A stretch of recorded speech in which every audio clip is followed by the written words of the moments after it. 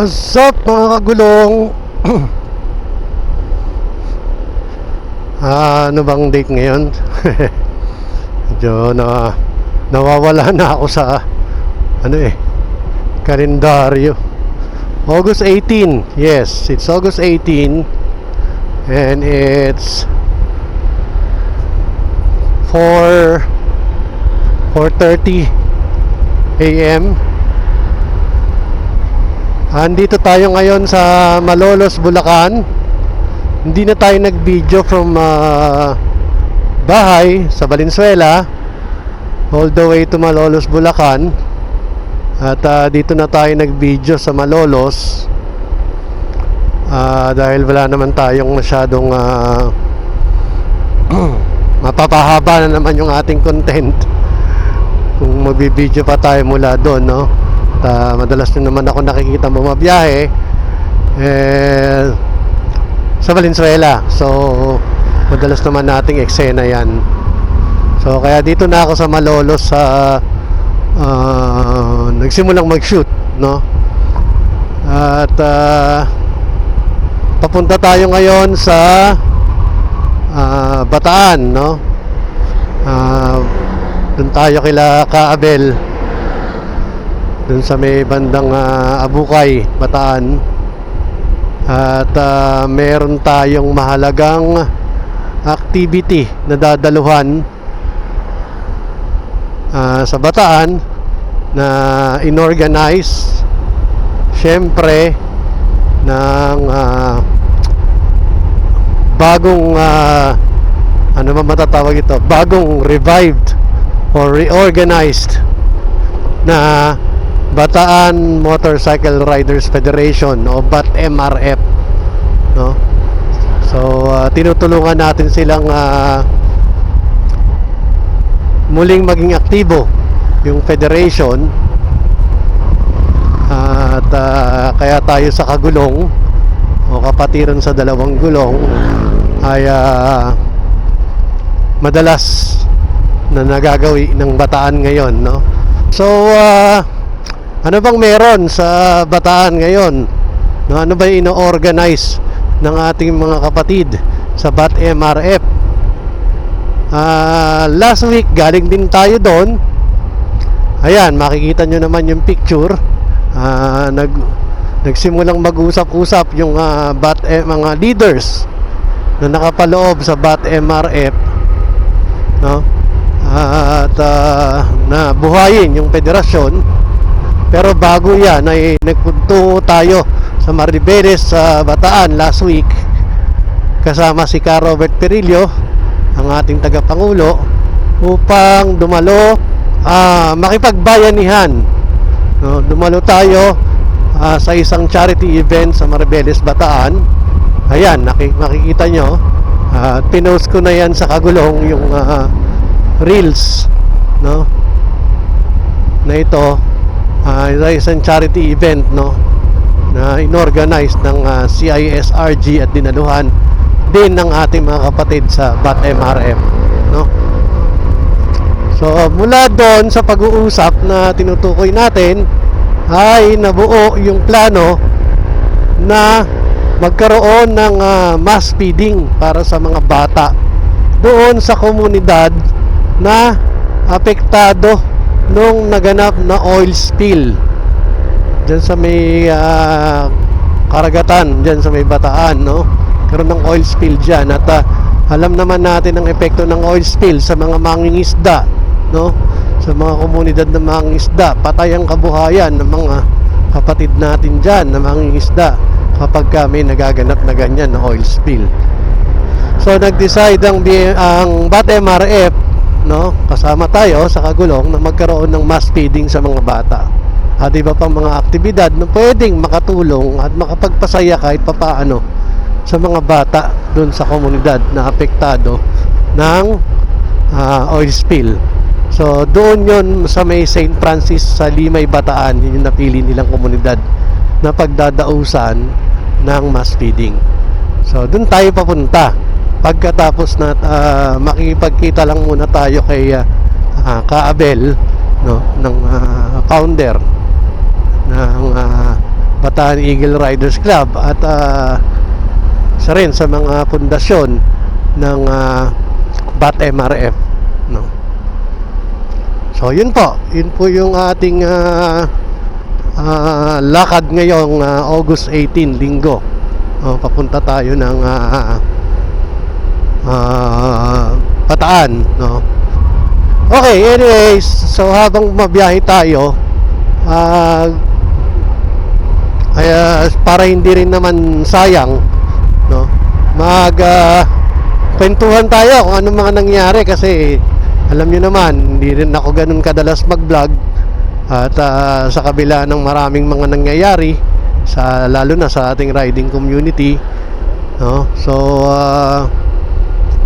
nais ko lamang erase yung ilang mga issues at ilang mga updates, i-inform kayo sa ilang mga updates sa nagiging mga larga, no, ng ating mga kagulong, no? So una sa lahat, at posted naman ito sa Facebook at kalat na kalat na naman ito, na pumasa na sa third reading yung doble plaka amendment sa doble plaka law.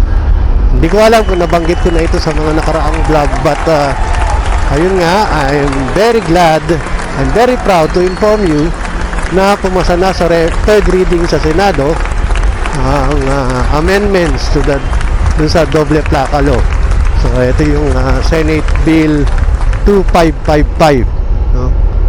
Na ang principal author ay si Senator JB Ejercito, at ito ay sinalang ipinroseso sa Senado sa Committee on Justice and Human Rights, na ang chairman ay si Senator Francis Tolentino, no?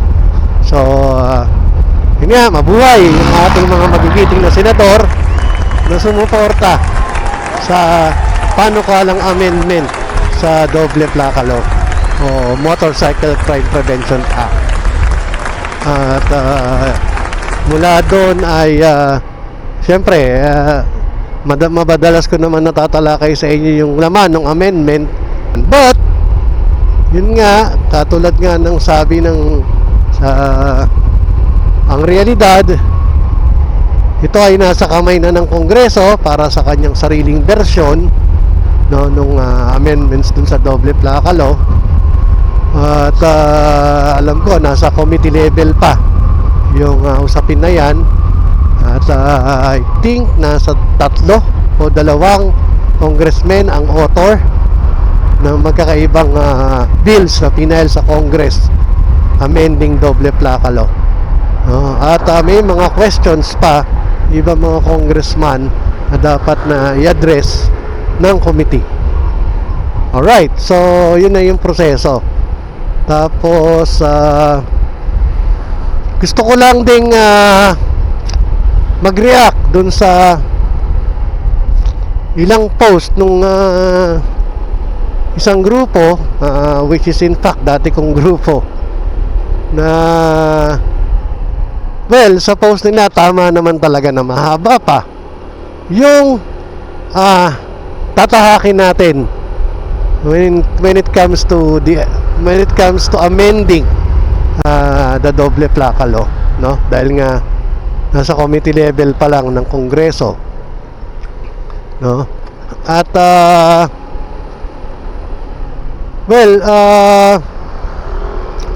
hindi ko nagustuhan yung reaction nila in terms nung may sinasabi kasi sila doon na may mga congressman na gusto ay i-repeal yung doble plaka law. Well, alam naman natin na yun ang talagang posisyon natin, dahil hindi naman talaga dapat na magkaroon ng batas na exclusive lang sa motorsiklo. Dahil di ba? Pag pinag-usapan ng krimen, hindi lang motor ang ginagamit in the commission of the crime. Di ba? Kaya nga nauuso yung yung puting ban na nangingidnap eh. Di ba? So ibig sabihin hindi lang motorsiklo gumagawa ng krimen o ginagamit sa paggawa ng krimen. Di ba? So sa totoo lang nung wala pa tayo sa kagulong at wala pang kagulong noon ay malinaw ang tindig natin na this law, the Motorcycle Crime Prevention Act, is a law that is discriminatory, na nakatuon lamang sa two wheels at questionable pag pinag-usapan yung equal protection of the law, di ba? So dapat talaga ma-repeal siya. So, yun naman talaga yung position. Pero dahil in-entertain natin yung remedy, no, na ini-offer ni Senator JB Ejercito, at may point siya doon na pagka-repeal medyo matinding bakbakan dyan. So the remedy is to remove yun nga, yung penalty na kulong, babaan yung fees pagka ikay nag-commit ng violation, ipantay dun sa four wheel para hindi maging discriminatory. Number 2,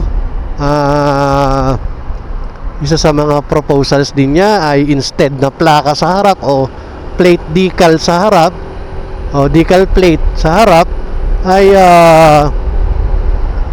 RFID na lang, di ba? Which is more efficient at mas mabilis. So malaking bagay kaysa yung pagka kumbaga kung green, lumabas na ilaw, pag in-scan, di go agad, di ba? No need to show your documents, necessary like ORCR para lang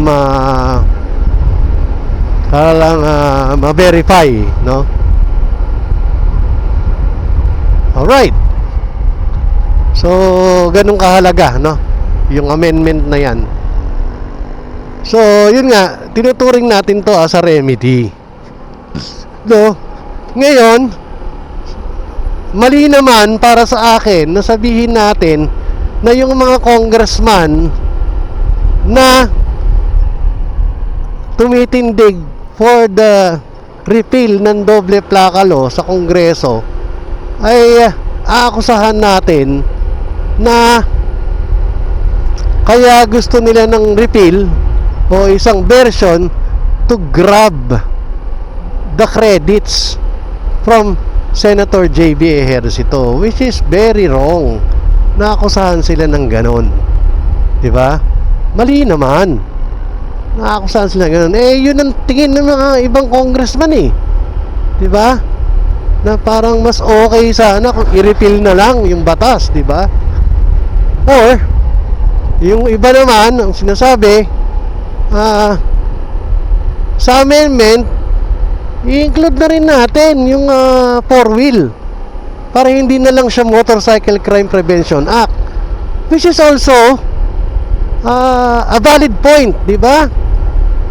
Kasi kaya nagiging discriminatory na sinisingle out yung motorsiklo eh, di ba? Yun yung mali dun eh, di ba? By the way, nasa Pampanga na tayo ha. Nadaanan ko na yung arko kanina eh. Okay, so back to the topic. Di ba? May point din naman at valid yung punto. So it's up to the Congress if they will do another version. At kung ganun ang mangyayari,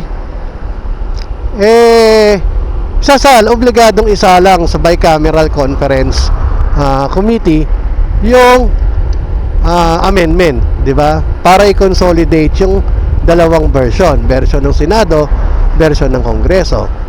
And isang syempre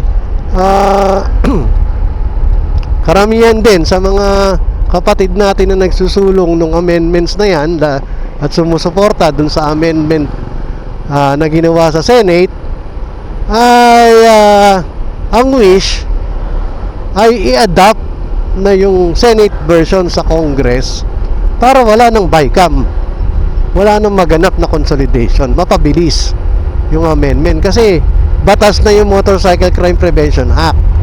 At at any time pag nakita ng LTO at ng iba pang agencies concerned sa naturang batas na i-implement full and double plaka law, i-implement na nila yan. At kawawa naman yung mga madadali, no, ng batas na yan. Alam niyo naman ang ibig ko sabihin na madadali, di ba? Sabi mo, napakalaking multa, makukulong ka pa, di ba? So talagang urgent, no, na mapasa yung amendment na yan. So ang punto ko lang, mga kapatid, mga kagulong, lahat ng concerns ay valid, no?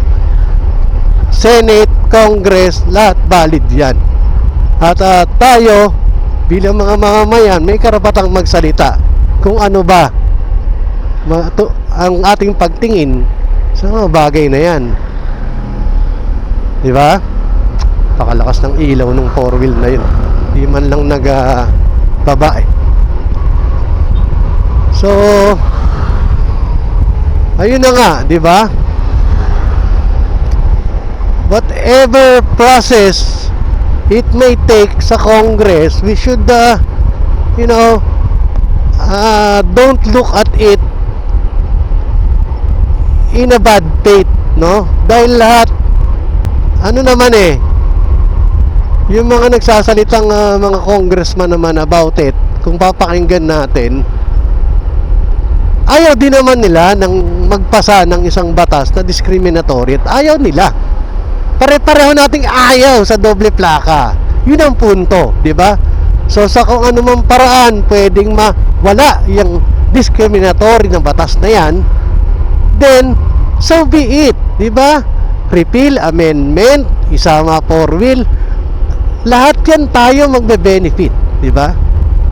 So kailangan nating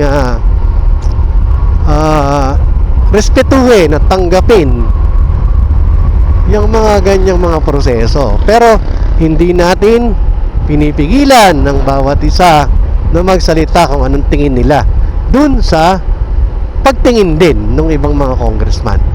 Well, ako, tinutukoy ko dito ng mga congressman na tumitindig for repeal or amendment na kasama na yung 4-wheel, sila Congressman Bonifacio Busita at si Congressman Rods Gutierrez ng One Rider Party List. Sila yung binabanatan ng isang grupo na dati kong grupo, at alam nyo na yon, no? So ako, mali para sa akin na sabihin na they're doing this just to grab the credit from Senator J.B. Ejercito.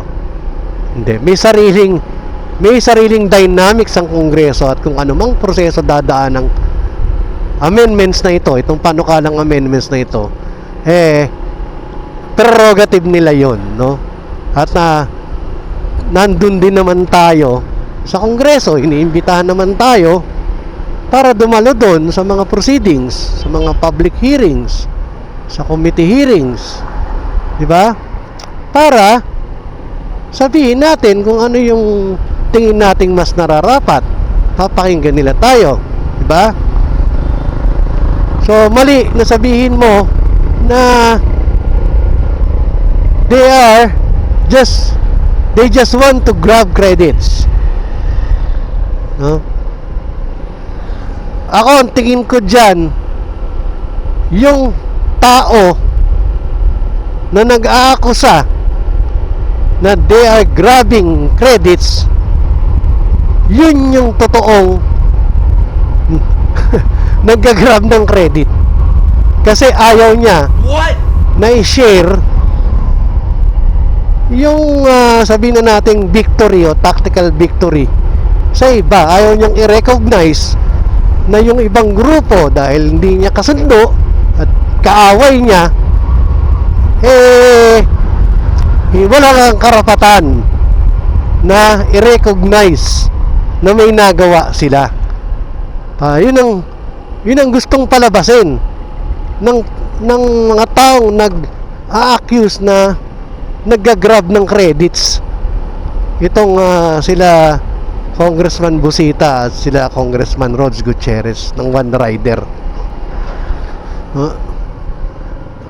Sa totoo lang, with due respect dun sa ating mga kapatid na rider din na kongresista, ginagawa lang naman nila yung kanilang trabaho bilang kongresista. At nakakatuwa nga na nagiging critical sila sa mga ganyang mga bagay, no? Hindi pwede kasi na kung ano yung gusto lang natin, yun na yun. Pwede, dapat dumaan ito sa debate, dumaan ito sa diskusyon.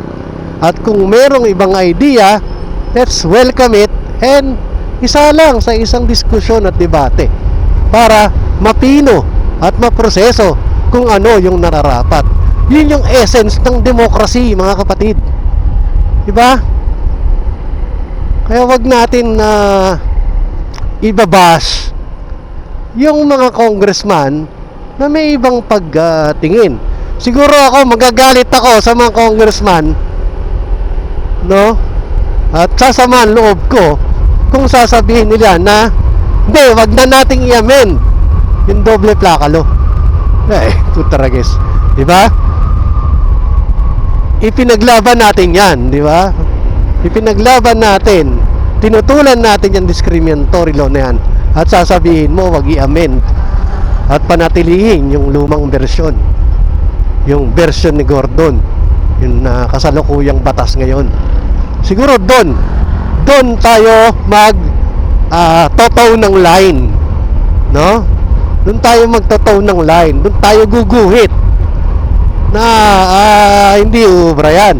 Ipinaglaban namin yan ng matagal na panahon, diba? Tapos sasabihin mo hindi kailangang amyendahan. Kaaway ka ng mga nagmumotor o ng mga kagulong kapag ka ganun ang tindig mo. Sila Congressman Busita, hindi naman ganun ang tindig nila. Gusto nilang mabago yung batas hanggang sa maximum na ma-repeal, mawala ang isang batas na discriminatory. Diba?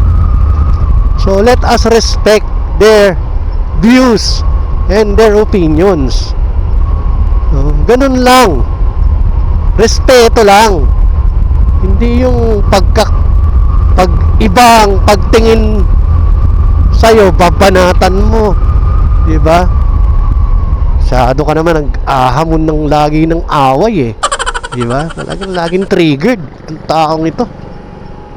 Hindi ko nalang babanggitin yung pangalan kasi mahiling magkaso yan cyber libel.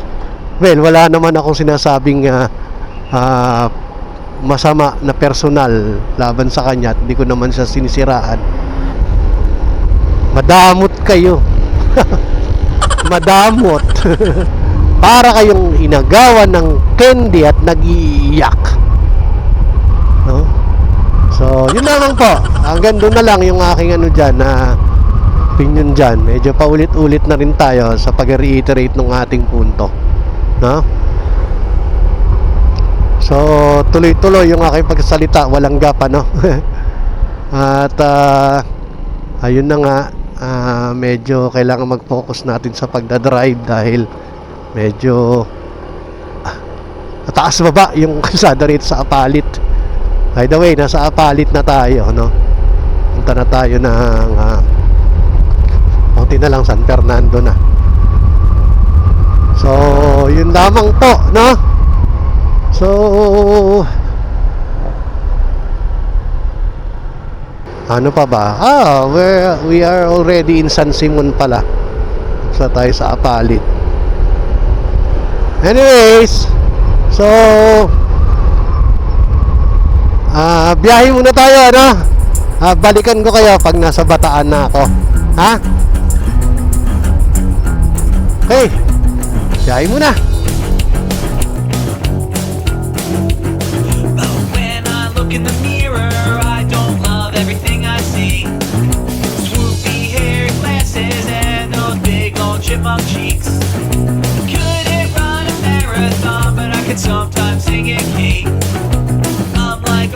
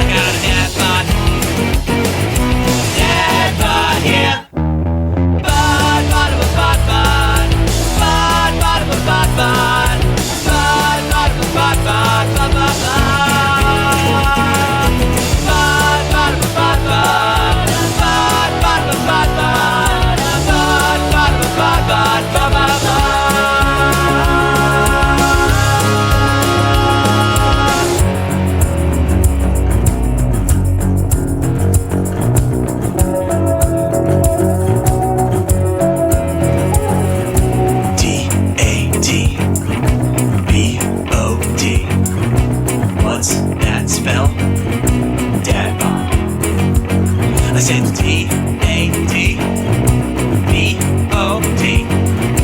What's that spell? Dad bod. I said D-A-D-B-O-T. What's that spell? Dad bod. Bod, bod, bod, bod, bod. Bod, bod, bod, bod, bod. Bod, bod, bod, bod, bod, bod, bod, bod. Struggled with it all my life and probably always will. But I'll just keep on running on the treadmill. I'm not making excuses, I'm not looking to pass the blame. Now I've got my baby boy, I think I'm allowed to say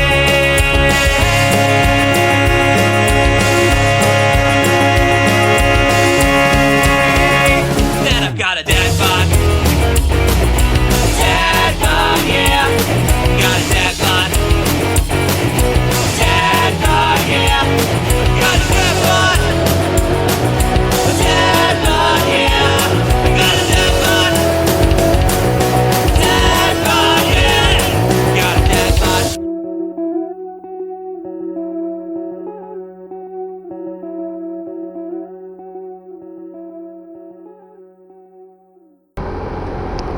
Alright, I'm back.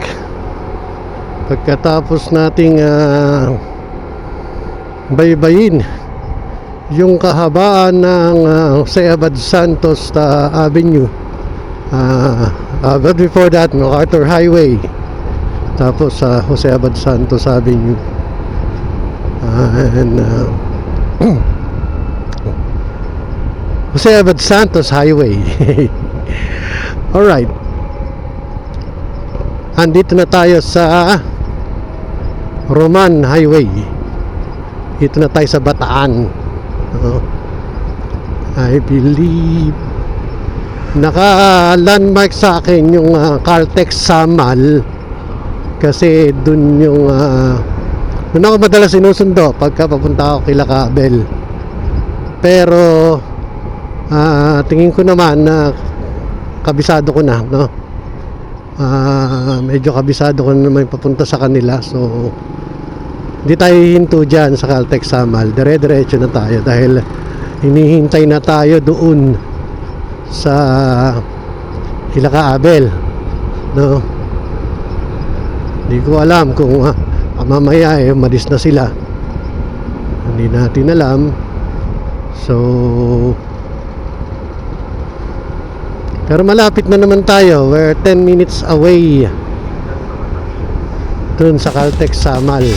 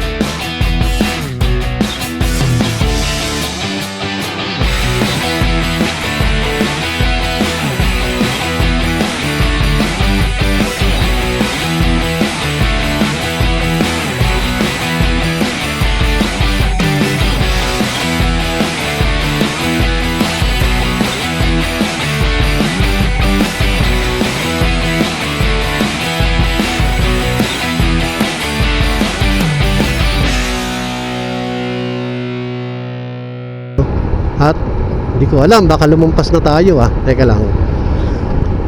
Meron pa bang tulay? Parang lumumpas na tayo. Ah, hindi, ayun, tulay. Tignan natin. Pero parang lumumpas tayo. Tangina. Eh, sige, sige. Dapat unang tulay eh. Anyways,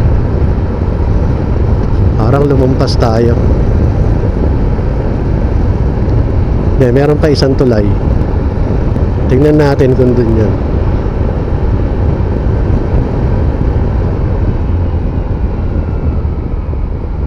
Dito nga yata yun. Dito nga. Ito yun. I know, hindi pala siya unang tulay.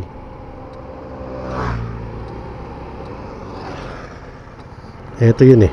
So, ayun, hanggang dito na lang muna, no? At mamaya kukunan natin kung anong mangyayari doon sa fast feeding sa Limay, Bataan. Nandito na tayo sa lugar ni Kaabel. Napakagandang lugar mga kapatid. Nature trip. So, bye muna for now. Balikan ko kayo.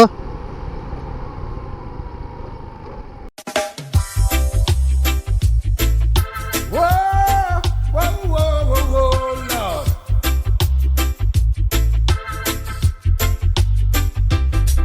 True love is not measured by what you receive, but the kindness you give. That's what I believe. In every selfless act, in every word be kind. Blessings will return to you just in time.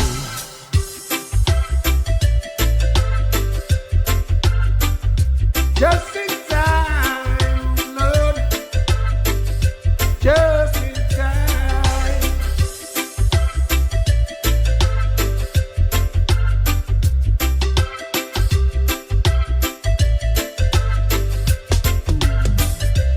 In the heart's boundless expanse is where true love is found.